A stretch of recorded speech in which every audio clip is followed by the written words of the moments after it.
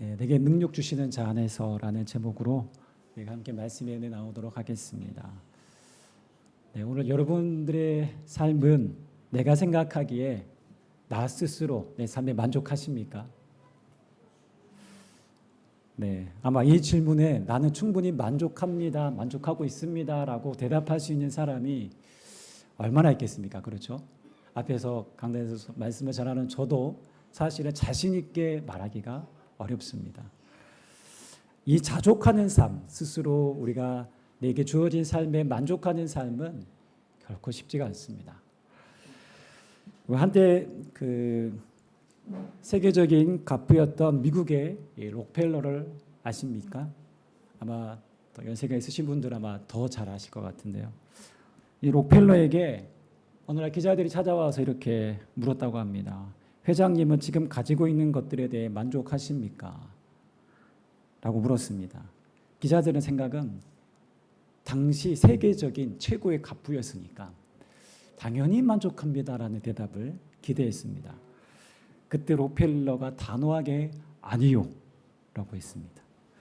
깜짝 놀란 기자가 다시 묻습니다. 아니 그렇다면 얼마나 더 많이 가져야 만족하시겠습니까? 그때 록펠러가 아주 의미심장한 말을 합니다. 지금보다 조금 더 많이. 당시 록펠러는 미국에서 생산되는 석유의 90%를 이상을 차지하고 있었습니다. 예, 독점이었죠. 네. 자산 가치가 현재 세계 가장 갑부라고 할 수 있는 일론 머스크보다 현재 가치로 자산 가치로 따지면 록펠러가 더 훨씬 부자입니다. 예, 상상이 안 가시죠? 네. 그럼에도 그는 더 많은 부를 얻기를 원했습니다. 네. 인간이 가지고 있는 욕심이라고 하는 것은 사실 끝이 없죠.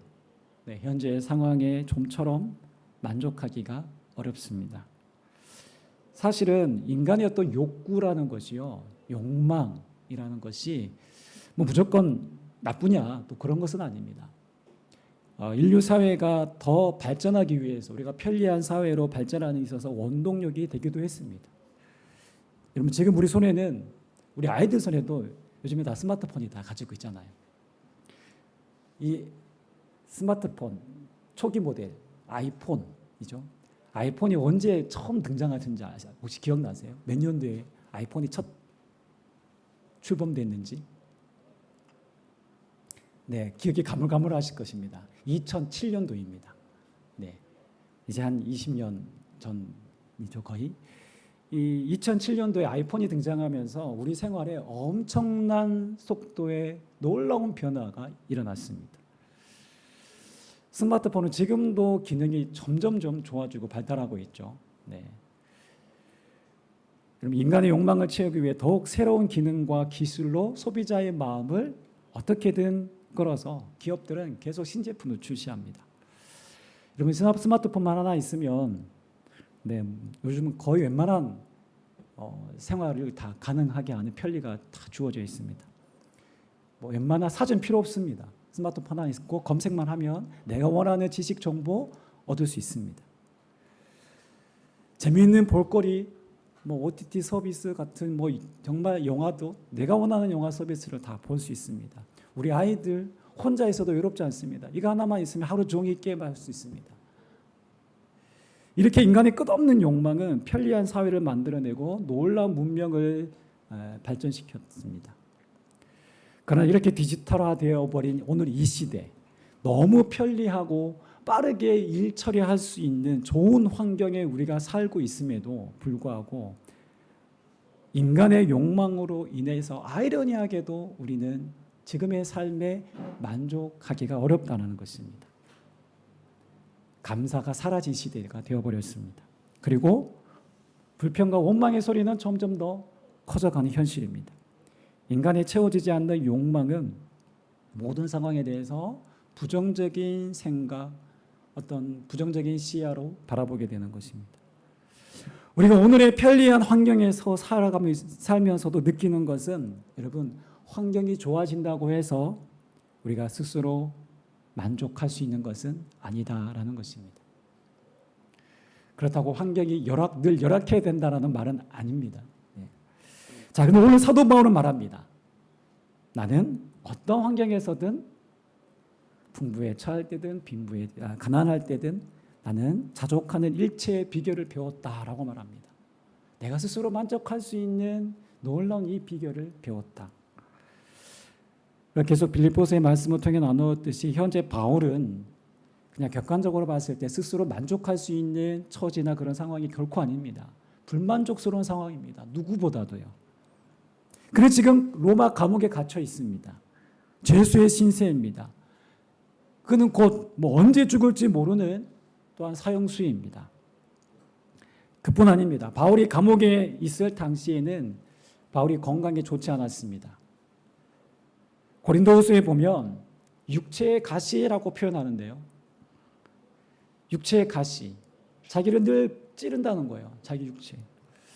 그만큼 자기를 괴롭히는 고질병이 그를 매우 위축시켰고 힘들게 했습니다.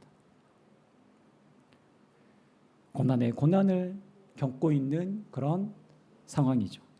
자, 그런데도 본문 10절에 보면 나는 주님 안에서 크게 기뻐하였다라고 고백하고 있습니다. 무엇이 이처럼 바울을 기쁘게 만들었을까요? 1차적으로는 그냥 딱 본문 내용만 보시면 바울을 다시 생각해 준 빌립보 교회 성도들에 대한 감사의 마음입니다. 너무 고마웠습니다. 자기를 잊지 않고 기억해 준 것에 대해서 고마워했습니다.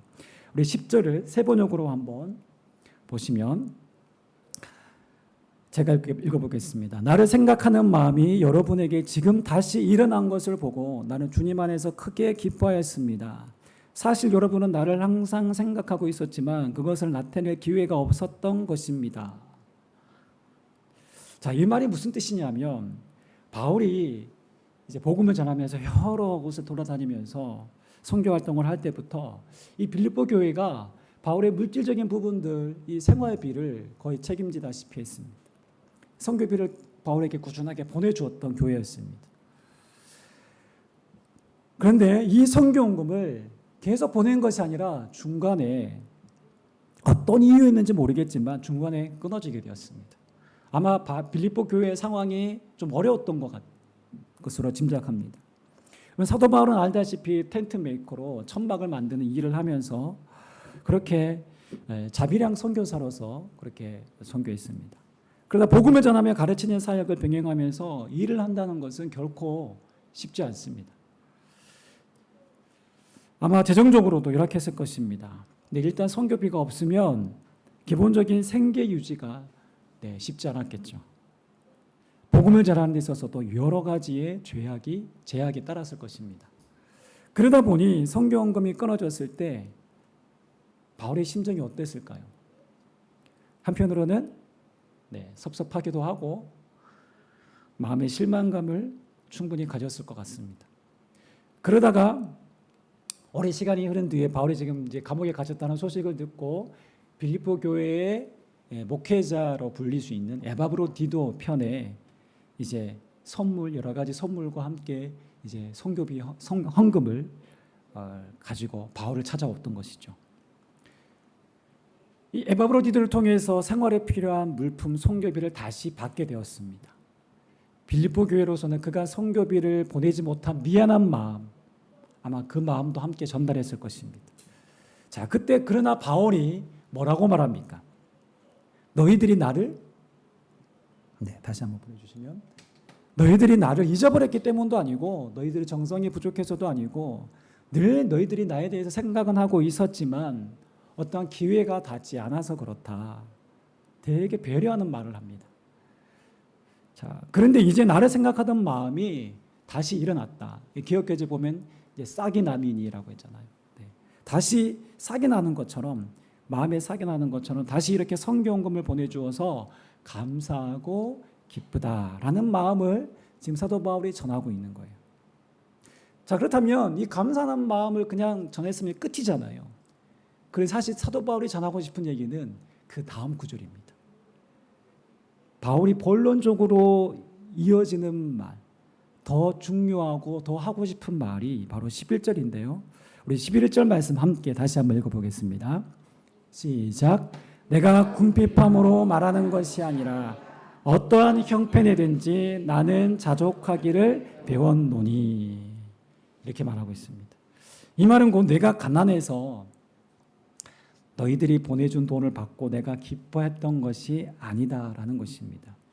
바울의 말은 빌립보 교회가 돈을 보내주지 않았다 하더라도 나는 감옥에서 얼마든지 나는 지금의 삶에 만족하고 있다라는 말입니다. 빌립보 교회가 보내준 돈 때문에 없던 감사가 어떤 만족이 생긴 게 아니라는 말입니다. 어떻게 들리십니까, 여러분? 잘못 들으면 오해할 수 있는 구절입니다. 예를 들어 내가 가난에 처한 사람을 내가 그 사람의 형편이 너무 안타까워서 제 지갑에 돈을 꺼내서 정말 이 사람의 한 달간 지낼 수 있는 금액을 제가 주었습니다. 도움을 주었습니다. 그런데 한다는 말이 당신이 내게 도움을 주어서 내가 이렇게 감사하는 것 아닙니다. 이렇게 얘기한다고 생각해 보세요. 기분이 어때요? 기분 나쁘게 들릴 수 있는 구절입니다. 그래서 오해하지 말라고 14절이 있습니다. 그래서 14절을 함께 읽어야 됩니다. 자, 14절 보시면 그러나 너희가 내 괴로움에 함께 참여했으니 잘하였도다. 오해하지 마라. 오해하지 말고 들으세요.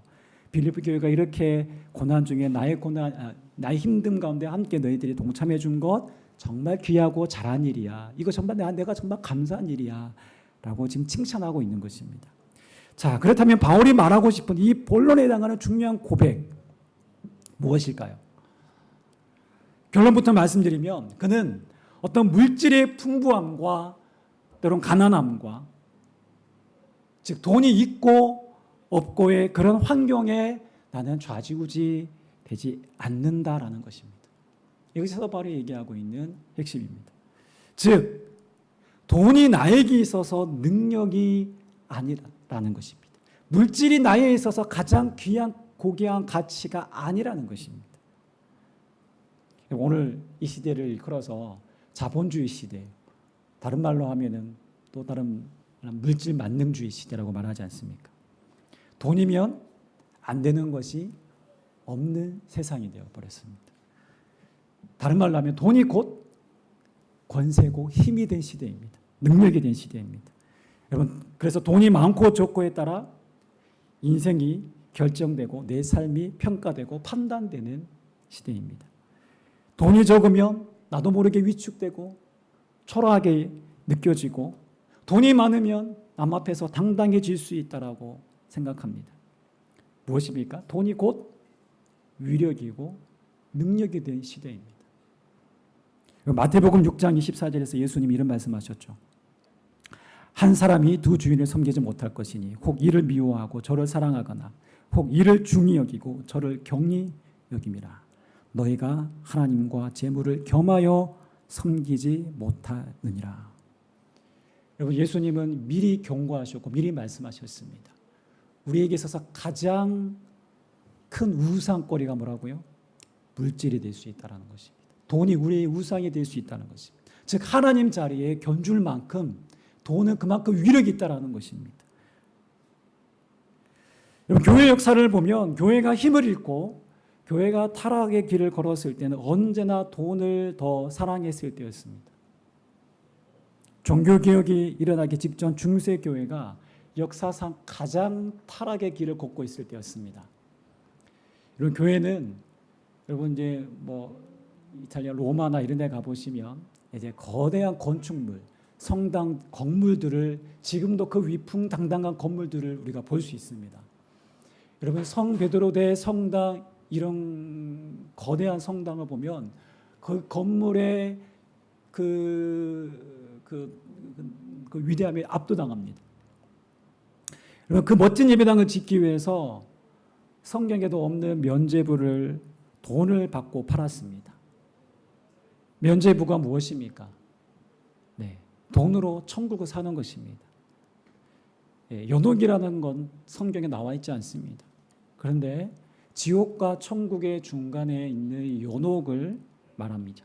연옥에서 벌을 받고 있는, 그러니까 지옥에 가기 애매하고 천국에 가기에 또 애매한 사람들이 연옥에 가는데, 너희 믿지 않는 누군가가, 친척이, 아버지가, 동생이, 형제가 연옥에 가 있으면 그래도 너희들에게 지금 희망이 있다.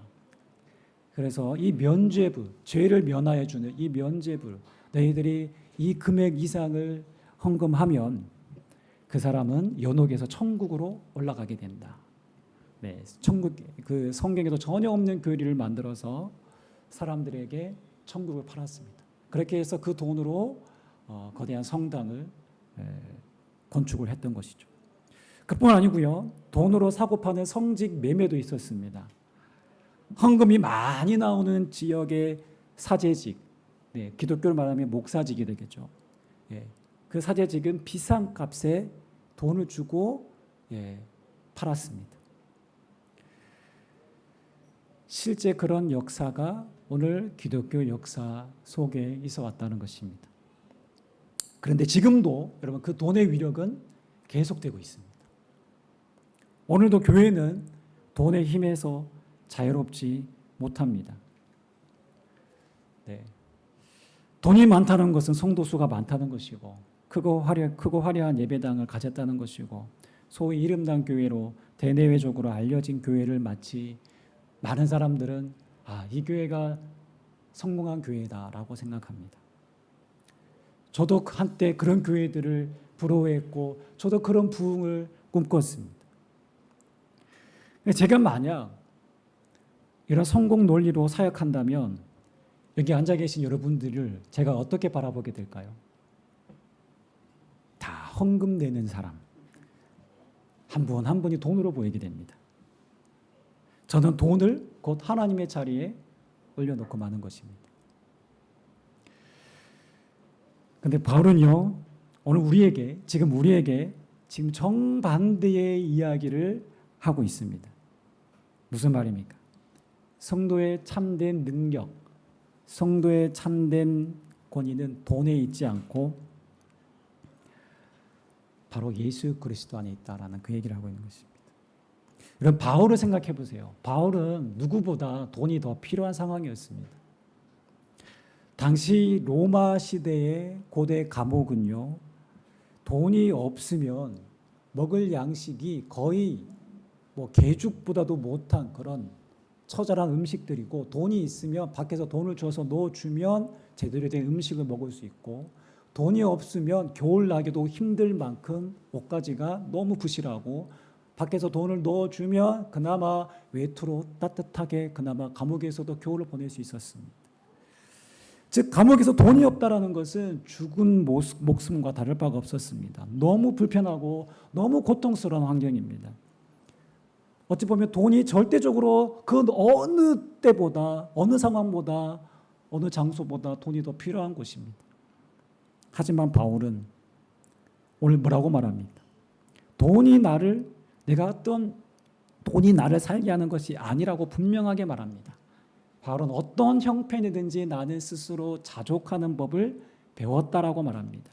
우리 12절 말씀 우리 다시 한번 읽어보겠습니다. 시작. 나는 비천에 처할 줄도 알고 풍부에 처할 줄도 알아. 모든 일 곧 배부름과 배고픔과 풍부와 궁핍에도 처할 줄 아는 일체의 비결을 배웠노라. 아멘. 어떤 물질적인 것이 돈이 나를 살게 하는 것이 아니다라는 것이죠. 사실 바울이 돈이 중요하지 않다 뭐라고 해서 여러분 성도는 무조건 가난하게 살아야 된다 그 얘기는 아닙니다. 네, 저는 여기 계신 분들이 잘 됐으면 좋겠습니다. 부유했으면 좋겠습니다. 네. 바울은 돈이 없어서 고통을 당하기도 했지만 어느 경우에 있든지 바울이 그런 것에 내가 흔들리지 않는다라는 것입니다. 휘둘리지 않는다는 것입니다. 사도 바울은요, 돈이 있어서 풍족함을 누리기도 했다고 말하지 않습니까? 네. 풍부에 처할 줄도 알았다고 말하지 않습니까? 중요한 것은 사실 상황이라는 것은요, 언제든 바뀔 수가 있습니다. 우리가 인생을 살면서 돈이 우리 손에 머물 때도 있지만 돈이 떠날 때도 있습니다. 네. 이 표정을 보시니까 돈이 내 손에 언제 머문 적이 있었나 뭐 이런 표정을 지으신 것 같은데, 네. 조금이라도 돈이 머문 적이 있죠. 그렇게 해도 상황은 언제든 좋을 수도 있고 나쁠 수도 있습니다. 그러나 중요한 것은 우리가 어떤 상황에 처하든지 그 상황에서 내가 감사할 수 있느냐라는 거죠. 만족할 수 있느냐라는 것이죠. 우리가 이 일체의 비결, 자족을 배우지 못하면 어떻게 될까요? 예를 들어 돈이 인생에서 가장 중요한 사람은요, 돈이 내 손에서 떠날 때 그 인생도 함께 무너지게 됩니다. 돈이 인생의 전부이기 때문에 그렇습니다. 그렇게 어떻게 해서든 돈을 끌어안고 있으려고 안간힘을 씁니다. 스스로 돈의 노예로 살아가는 것입니다. 이런 사람은 결코 만족할 수가 없습니다. 바울은 이렇게 있다가도 없어지고 없다가도 있게 되는 돈에 자신의 인생을 걸지 않았습니다. 그는 돈의 노예로 사는 것을 거부했습니다. 돈이 그의 주인이 될 수 없었습니다. 그에게 있어서 돈은 그저 인생을 살아가는 데 있어서 필요한 하나의 도구에 불과하지 않았습니다. 바울은 자신의 삶을 장악하려고 하는 돈의 능력, 그 돈의 위력 앞에 굴복당하지 않았습니다. 돈에 의존하지 않았습니다. 여러분 어떻습니까? 나는 돈에 의존하고 있습니까?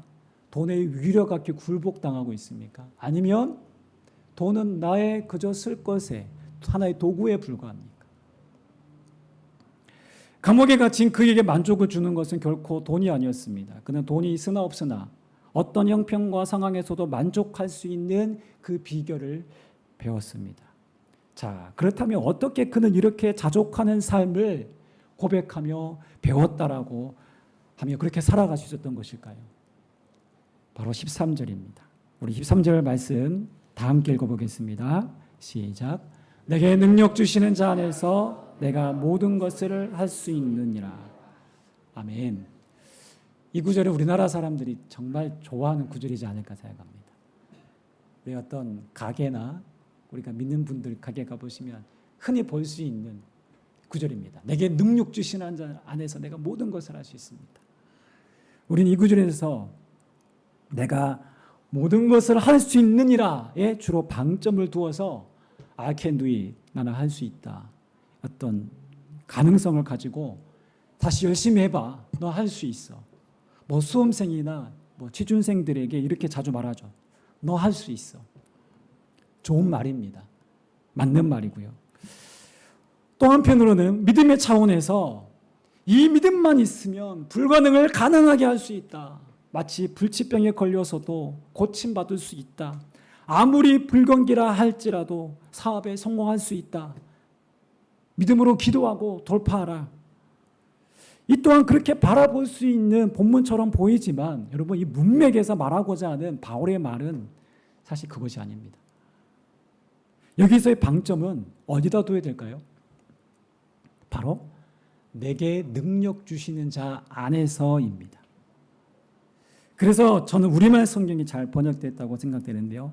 이렇게 되어 있습니다. 내게 능력 주시는 분 안에서 내가 모든 일을 감당할 수 있습니다.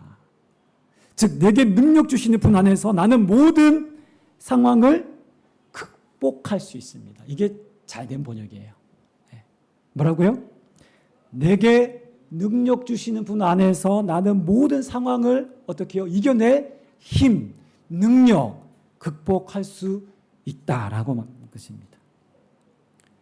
바울은 이 사실을 분명히 깨닫고 알고 있었고 믿었습니다. 돈의 능력보다 더 큰 능력이 나를 이끌고 있다라는 것을 믿었습니다. 바로 모든 능력의 근원 되시는 예수 그리스도. 바울은 주님 안에 있었기에 돈은 바울에게 그 어떤 힘이 될 수 없었고 그저 도구에 불과했을 뿐입니다. 로마 시대 그 당시는 헬라 문화, 특별히 헬라 철학의 영향을 많이 받았었죠. 그래서 헬라 철학 중에 스토아파라는 학파도 당시 자족이라는 개념이 있었습니다. 스스로 만족하고 모든 삶의 처지와 형편에 만족하고 감사하게 하는 이 자족의 개념을 그들도 아주 중요하게 생각했습니다. 내가 열심히 노력해서 환경의 지배를 받지 않도록 스스로 마음을 잘 추스리고 잘 다스리는 것입니다. 요즘도 많잖아요. 그럼 마음 수양하는 것들. 네. 불교에도 있고요. 그러니까 일종의 도를 닦는 것이고 인격을 수양하는 것입니다. 즉 자족할 수 있는 힘이 어디로부터 나온다는 거죠? 스토아파는 자기 안에서, 네. 자기 안에서부터 나온다는 것입니다. 오늘 대부분 여러분 마음 수양하는 곳에 가보시면 마음을 잘 다스리세요 하면서 뭐 기체험부터 해서 나의 안에 그런 능력이 있다라고 얘기합니다. 내 안에서 내 마음을 컨트롤할 수 있다라고 얘기합니다. 그러나 사도 바울은 전혀 다르게 말합니다. 우리 안에는 자족할 수 있는 힘이 없다라는 것입니다. 우리 스스로는 비천의 상황을 이겨낼 힘이 없다. 우리 힘으로 자족하는 것은 불가능하다. 우리 안에는 그런 힘이 없다라고 말하는 것입니다. 그래서 내게 능력 주시는 그분을 의지해야 된다는 것입니다. 주님께서 우리의 어떤 형편과 상황에도 버티고 만족할 수 있도록, 더 나아가 감사함으로 고백할 수 있도록 그 마음을 붙들어 주신다는 것입니다.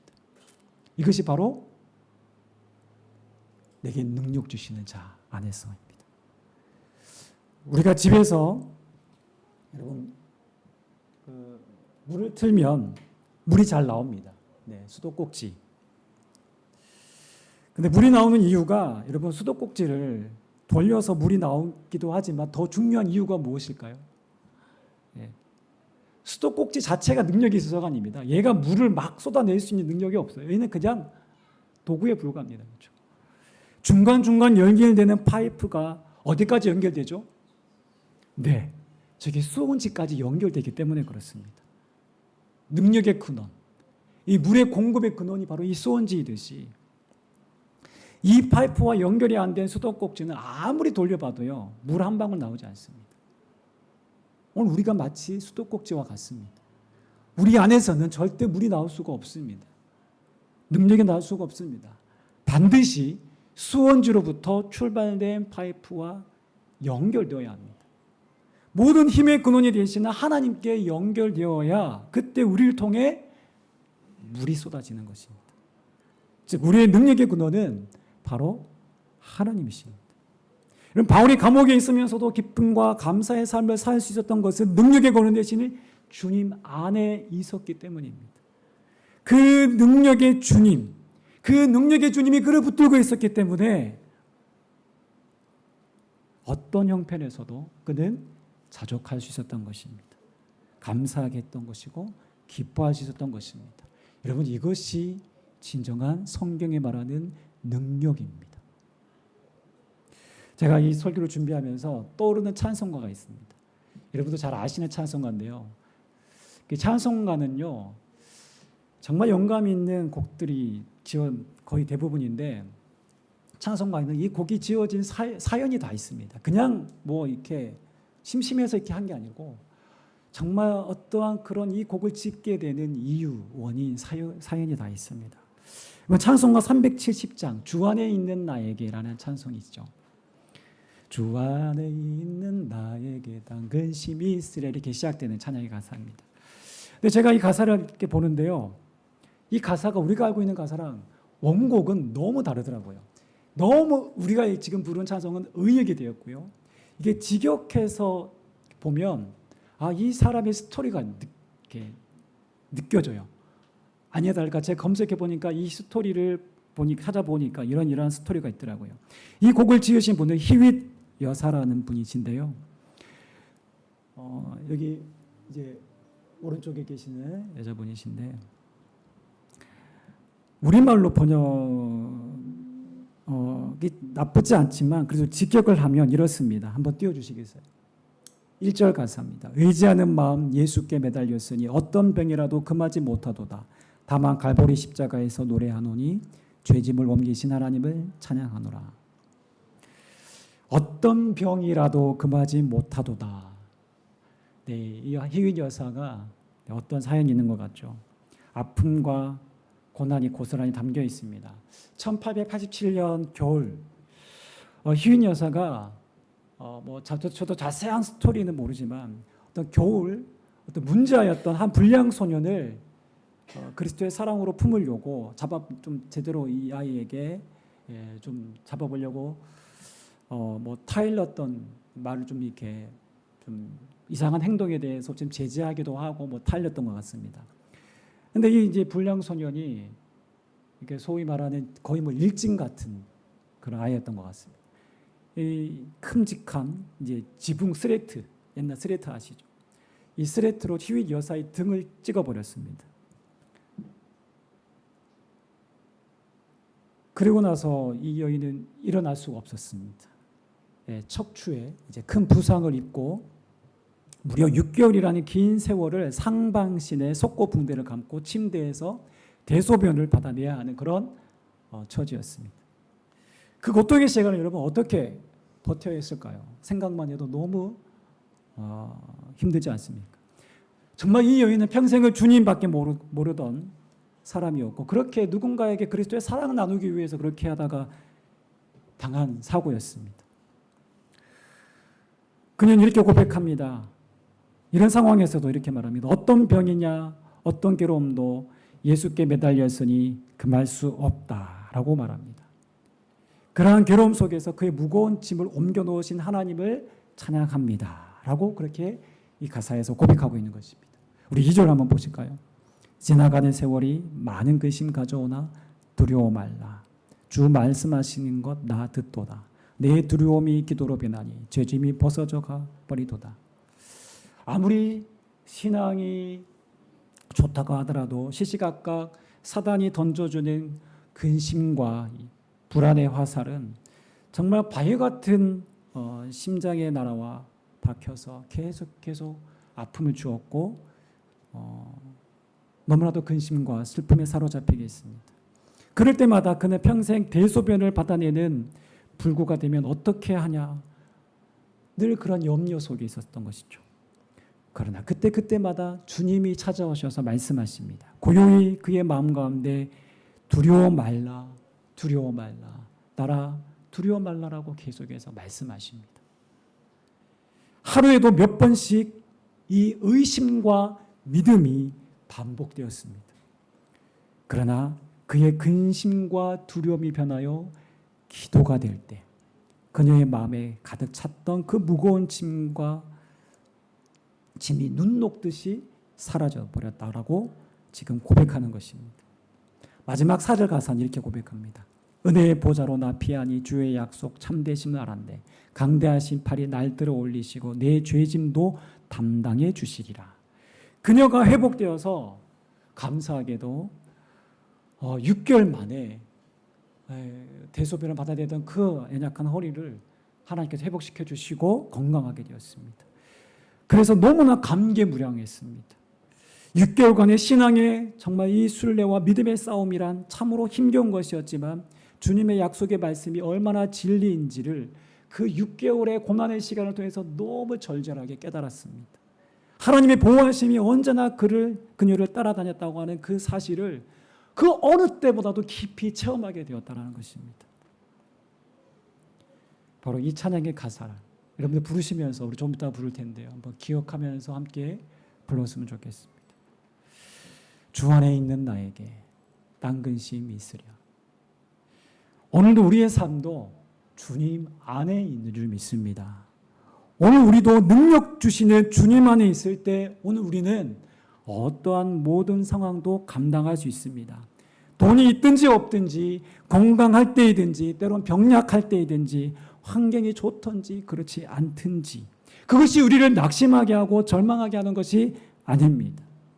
왜냐하면 어떤 형편과 절망적인 상황이든 우리는 그것을 이길 힘을 주시는 주님이 바로 우리 안에 계시기 때문입니다. 우리에게 능력 주시는 주님은 죽음까지 정복하셨습니다. 그 어떤 것도 주님과 우리 사이를 갈라 넣을 수 없고 이미 우리는 최후 승리를 이미 이루신 주님께서 우리를 반드시 그 승리의 자리로 우리를 이끌어 가실 것입니다. 오늘 우리 가운데 여러 이유로 깊은 절망과 걱정과 염려 속에 있는 성도들이 있다면 오늘 우리에게 능력 주시는 주님 안에 오늘 내가 있음을 기억하시고 이게 힘 주시는 주님을 더욱 바라보시는 저와 여러분 되시기를 주님의 이름으로 축원합니다.